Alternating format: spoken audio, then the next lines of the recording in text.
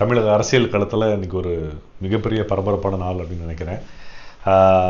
ஆக்சுவலாக நிறைய பேர் கேட்டிருந்தீங்க, என்ன ப்ரோ ரிசல்ட்லாம் வந்துருச்சு, இதை பற்றி எதுவும் வீடியோலாம் போடலையான்னு சொல்லி.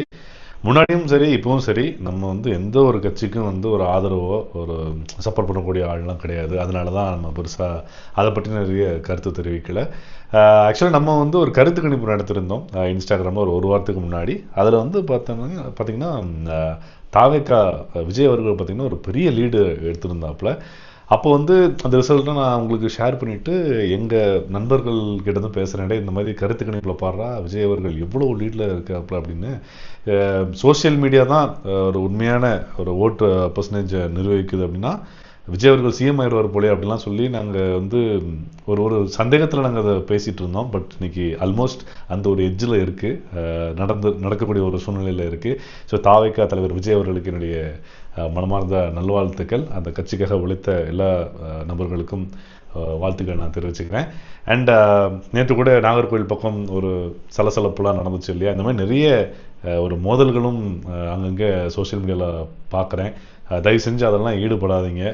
என்றைக்குமே அது ஒரு ஆரோக்கியமானது கிடையாது அப்படின்னு நினைக்கிறேன். இந்த வெற்றியை கொண்டாடுங்க.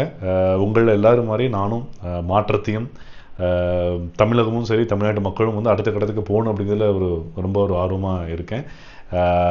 உங்களையும் சரி உங்கள் வீட்டையும் சரி பார்த்துக்கிட்டு அடுத்த ஒரு கட்டத்துக்கு நமக்கான ஒரு வேலைகளை பார்த்து உழைக்க கற்றுப்போம்.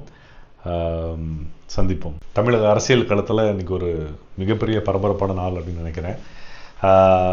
ஆக்சுவலாக நிறைய பேர் கேட்டிருந்தீங்க, என்ன ப்ரோ ரிசல்ட்லாம் வந்துருச்சு, இதை பற்றி எதுவும் வீடியோலாம் போடலையான்னு சொல்லி. முன்னாடியும் சரி இப்பவும் சரி நம்ம வந்து எந்த ஒரு கட்சிக்கும் வந்து ஒரு ஆதரவோ ஒரு சப்போர்ட் பண்ணக்கூடிய ஆள்லாம் கிடையாது. அதனால தான் நம்ம பெருசாக அதை பற்றி நிறைய கருத்து தெரிவிக்கலை. ஆக்சுவலாக நம்ம வந்து ஒரு கருத்து கணிப்பு நடத்திருந்தோம் இன்ஸ்டாகிராமில் ஒரு வாரத்துக்கு முன்னாடி. அதில் வந்து பார்த்தீங்கன்னா தாவேக்கா விஜய் அவர்கள் பார்த்திங்கன்னா ஒரு பெரிய லீடு எடுத்திருந்தாப்புல. அப்போ வந்து அந்த ரிசல்ட்டை நான் உங்களுக்கு ஷேர் பண்ணிவிட்டு எங்கள் நண்பர்கள் கிட்டேருந்து பேசுகிறேன், இந்த மாதிரி கருத்து கணிப்பில் பாடுறா விஜய் அவர்கள் எவ்வளோ லீடில் இருக்காப்புல அப்படின்னு. சோஷியல் மீடியா தான் ஒரு உண்மையான ஒரு ஓட்டு பர்சன்டேஜை நிர்வகிக்குது அப்படின்னா விஜய் அவர்கள் சிஎம் ஆயிடுவார் போலே அப்படிலாம் சொல்லி நாங்கள் வந்து ஒரு சந்தேகத்தில் நாங்கள் அதை பேசிகிட்டு இருந்தோம். பட் இன்னைக்கு ஆல்மோஸ்ட் அந்த ஒரு எட்ஜில் இருக்குது, நடக்கக்கூடிய ஒரு சூழ்நிலையில் இருக்குது.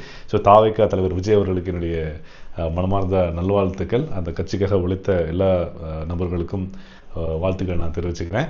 அண்ட் நேற்று கூட நாகர்கோவில் பக்கம் ஒரு சலசலப்புலாம் நடந்துச்சு இல்லையா, இந்த மாதிரி நிறைய ஒரு மோதல்களும் அங்கங்கே சோஷியல் மீடியாவில் பார்க்குறேன். தயவு செஞ்சு அதெல்லாம் ஈடுபடாதீங்க. என்றைக்குமே அது ஒரு ஆரோக்கியமானது கிடையாது அப்படின்னு நினைக்கிறேன். இந்த வெற்றியை கொண்டாடுங்க.